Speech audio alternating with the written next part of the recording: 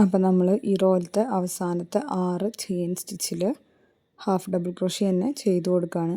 അപ്പോൾ ആദ്യത്തെ half double crochet ചെയ്ത് കൊടുക്കുകയാണ്. രണ്ടാമത്തെ ഹാഫ് ഡബിൾ ക്രോഷ്യ ചെയ്യാണ്.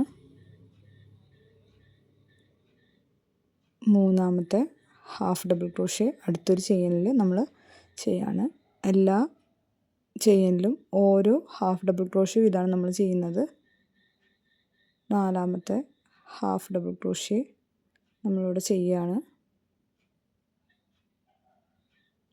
അഞ്ചാമത്തെ ഹാഫ് ഡബിൾ ക്രോഷ്യ നമ്മൾ ഇവിടെ ചെയ്യാണ്.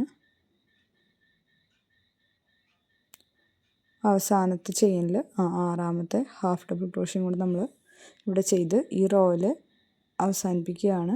ഈ റോയിൽ ചെയിൻസ് എല്ലാം ഇവിടെ അവസാനിപ്പിക്കുകയാണ്. അപ്പോൾ നമുക്ക് ഇങ്ങനെയാണ് ഇവിടെ കിട്ടുന്നത്.